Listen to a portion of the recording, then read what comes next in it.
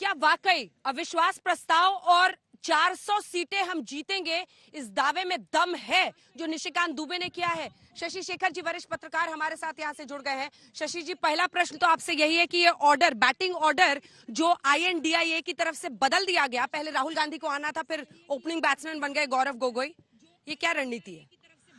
ऐसा बहुत बार हुआ है अंजना के बैटिंग ऑर्डर बदल दिया जाता है। आपको याद होगा जब गावस्कर को पहली बार 2 डाउन भेजा गया था तो हंगामा मच गया था। ऐसा होता रहा है। आज अगर इस बैटिंग को देखें, जिन 2 लोगों ने ओपनिंग की, हाँ। पहली ओपनिंग बहुत, गौरव गोगोई अच्छा बोलते हैं लेकिन इतना अच्छा बोलेंगे मैंने कभी नहीं सोचा था। वो फोकस थे, वो घेरने की कोशिश कर रहे थे, उन्होंने खूब जम के कोशिश की चौके छक्के मारने की, और उसके जवाब में जब निशिकांत दुबे आए तो उन्होंने भी अच्छी घेराबंदी की। लेकिन 2 बातें बहुत साफ है दोनों की बात, दोनों अगर भाषणों को देख लें। पहली बात ये कि गौरव नॉर्थ ईस्ट का होने के नाते मणिपुर के मुद्दे पर फोकस करने की कोशिश कर रहे थे, और निशिकांत दुबे बहुत समझदारी के साथ, जैसे कि बैट्समैन कभी गली से निकालता है, कभी सामने से मार देता है, कभी हुक मार देता है, उसी तरीके से गांव, गरीब, गाय, किसान, गरीब का बेटा, इस पर लगा रहे थे बातों को।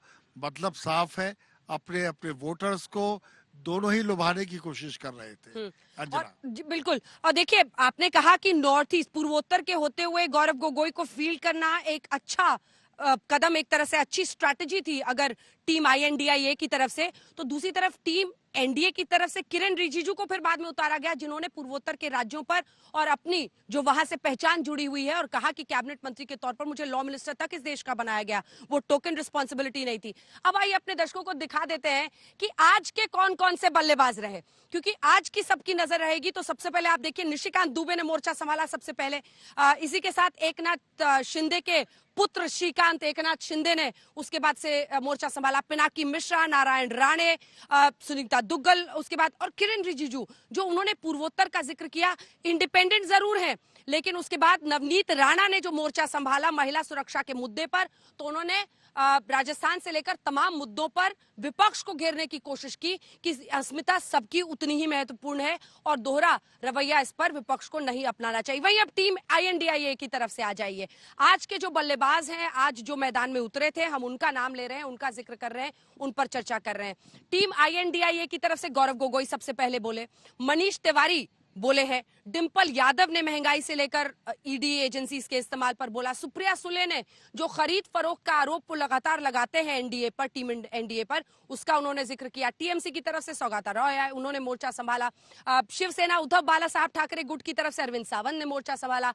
TR बालू बोले। तो आज के जो ये ओपनिंग बैट्समैन थे, आज देखिए, लेकिन अगर आप टीम INDIA को देखें तो सिर्फ 2 कांग्रेस के नेता थे, बाकी सब इन्होंने अपने गठबंधन के साथियों को आज मौका दिया, छोटे दलों के भी सांसदों को मौका दिया। ये भी क्या एक स्ट्रैटेजी थी, इस पर मैं आपसे बात करूंगी, लेकिन उससे पहले ये रिपोर्ट दिखा देते हैं कि आज जब ये उतरे तो कैसे दोनों ही तरफ से बहुत संभली हुई पारी खेली गई है।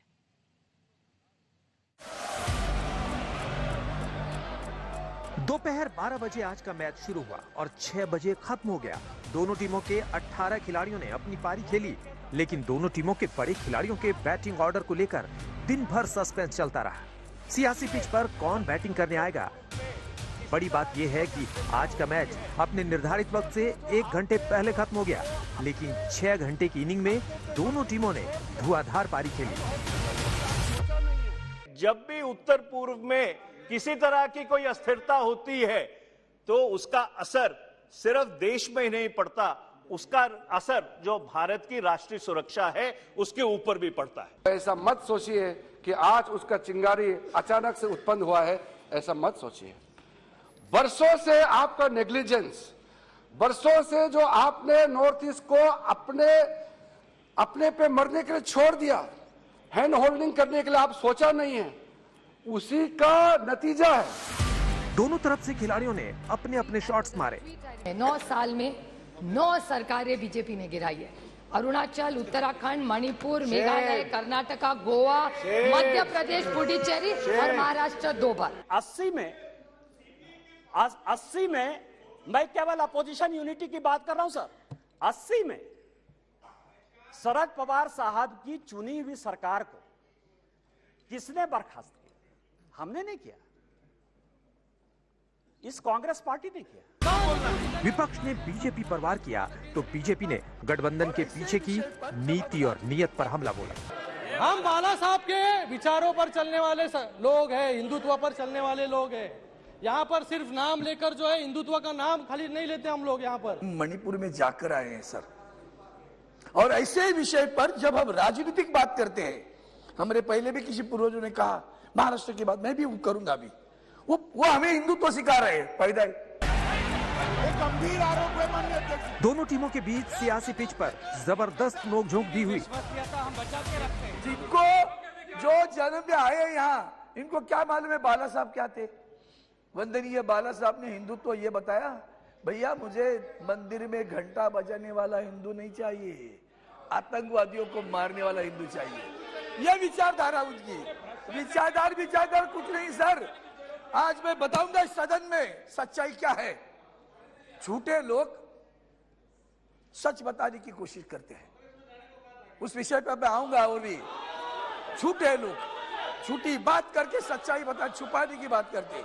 पवार साहब के साथ गए जब हिंदुत्व याद नहीं है, नहीं आया याद सर? अभी वो एक मिनट सर, वो हिंदुत्व और असली शिवसेना के बारे में कह रहे हैं।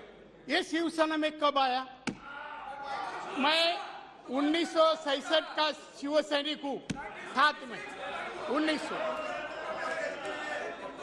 ये नहीं, अरे बैठ पीछे बैठ।